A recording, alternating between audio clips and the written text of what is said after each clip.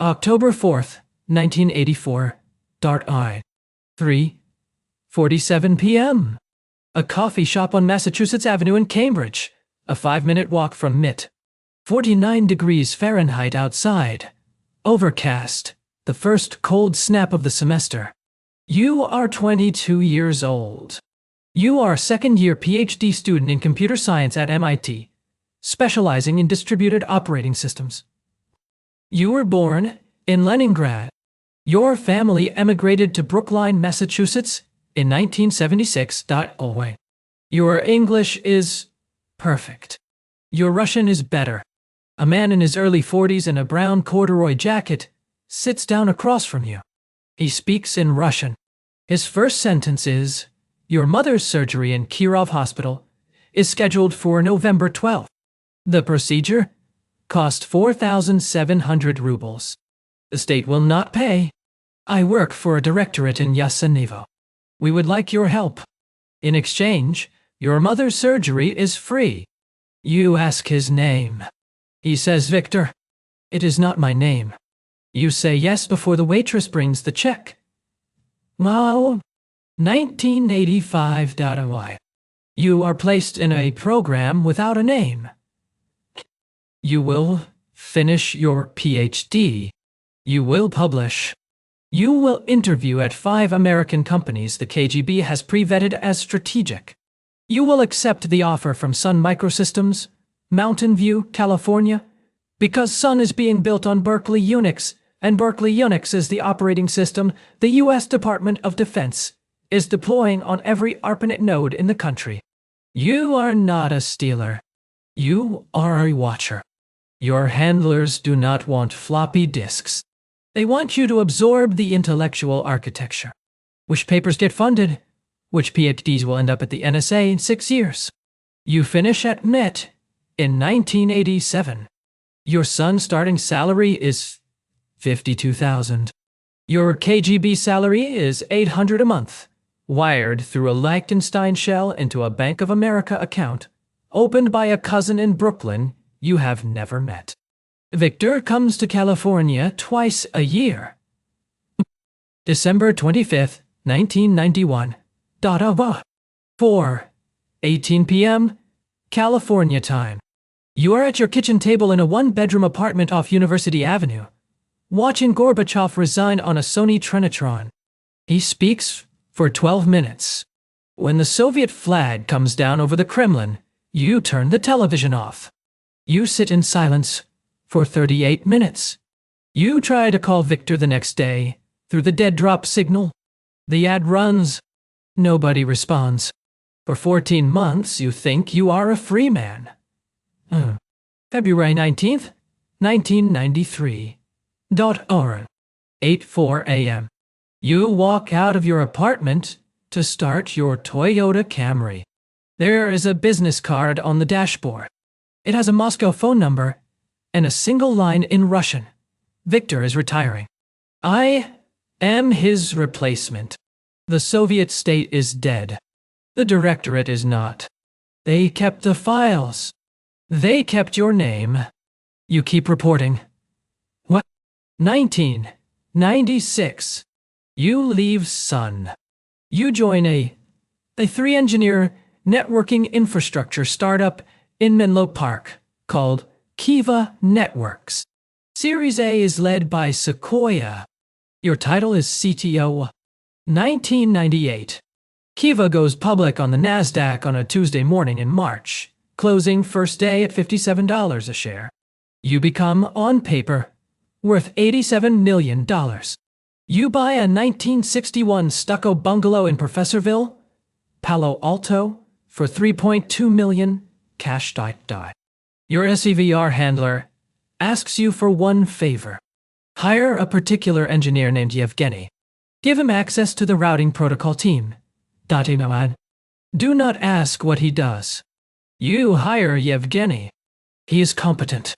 He also, you will learn in 2019 from a declassified FBI affidavit, planted a persistent backdoor into the firmware of enterprise routers shipping to the Department of Energy from 2002 through 2014. September 11th, 2001. You are in a conference room in Munich at a networking infrastructure trade show when the first plane hits. You spend the next 6 hours at the bar of the Hotel Bayerischer Hof, watching CNN International in a room full of silent Europeans. You fly back to SFO 48 hours later on a half-empty United 777. The American intelligence environment changes in 90 days. Visa warrants triple. Your industry becomes, overnight, a matter of federal contract profitability and federal scrutiny risk. Your handler tells you Moscow's priorities have changed.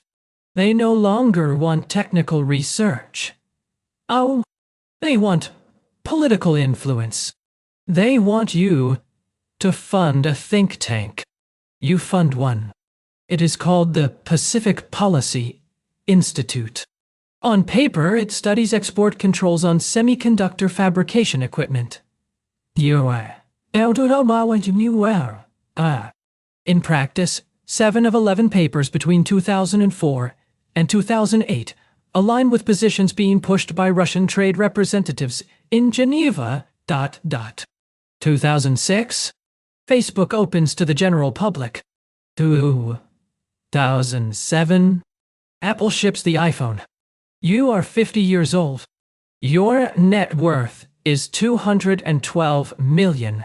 You have a wife now, Karen, who writes children's books and believes you are a principal at a sleepy enterprise software firm. You have 2 children. Your wife does not know your mother is alive in Kirov because you told her, in 1997, that your mother had died in 1993. 2011.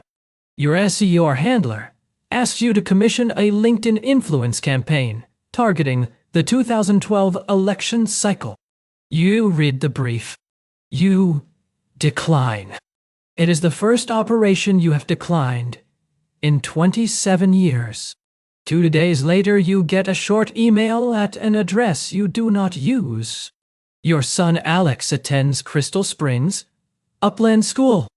The faculty directory lists his advisor as Mr. Patel. Mr. Patel does not live alone. You fund the campaign. June 5, 2013. The Guardian publishes the first Snowden document. Over 18 weeks, the NSA's X-Key score, PRISM, and mass collection programs become public. You read every disclosure at your kitchen table at 5:30 a.m. before your wife wakes up. You realize what the American government already knows. You realize your tax returns, your international wires, your foundation's cash flow are all in an NSA warehouse. You contact a retired FBI special agent named Lawrence, whom you met on a Northwestern alumni panel in 2009. You tell him, over breakfast at Bucks of Woodside, that you have spent your entire adult career working for the SVR, that you are tired, and that you would like to discuss terms. The FBI assigns you a handler. His name is Pedro. He is 41. He drives a silver Honda Accord. You are, by the following Tuesday, a double agent. November 8th, 2016. You are at a dinner at the Rosewood Sand Hill. You receive no alerts on your phone because your phone is in a Faraday pouch in your kitchen. The next morning, Pedro asks you to identify other SVR assets embedded in the Bay Area tech industry. You name 3. 1 is a venture partner. 1 is a former colleague at Sun who has worked the last 12 years at Google. The 3rd is a man you have known since MIT in 1985. You do not name the 3rd. 2017 through 2022. You do not appear in the Mueller report. You do not appear in the Senate Intelligence Committee report. No. Your foundation is wound down quietly in 2019, after a senior fellow is named in a Treasury OFAC footnote. Your daughter Maya graduates Stanford in 2022 and works at a small AI safety nonprofit in Palo Alto. Your son Alex joins Anthropic in 2023. In 23. You do not tell him anything. Pedro retires in 2023. You are assigned a new handler named Sophia. She is 34. You meet twice a year now, at a different hotel lobby every time, never the same city. The meetings last 38 minutes on average. You have been running the double agent program for 11 years. You keep a handwritten list in a spiral notebook, in a safe in your garage. 14 names. One is crossed out. Tiny 24. You are 62 years old. You taught a seminar at Stanford last semester on the history of distributed consensus. 11 graduate students, none of whom knew who you were. You assigned them your 1987 night thesis as a foundational reading. Okay. They did not realize until week 6 that the professor was the author. You wake at 4 a.m. in a 1961 Eichler in Green Meadow, Palo Alto. On your study desk sits a Parker 51 vacuumatic fountain pen.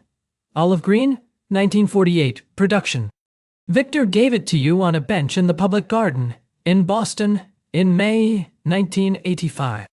It still writes. Below the desk, in a locked safe, sits a spiral notebook with a list of 14 names, one crossed out. Your mother died in 2007 in Kirov. She never knew. The empire that recruited you was defeated. The empire that turned you is distracted. You are still sitting in a kitchen in Palo Alto. The technical infrastructure you helped both empires understand has become the world. And you are still sitting in a kitchen in Palo Alto, correcting a 3-year-old's pronunciation of the word for the thing you built. That's a wrap for today. This story is fiction.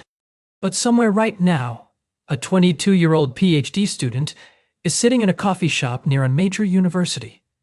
And a man in a corduroy jacket has just sat down across from him and has just used her mother's name. What do you do with a code you wrote for 2 empires that both believe you worked only for them? If this one made you think, drop a comment. More coming. Hey, subscribe.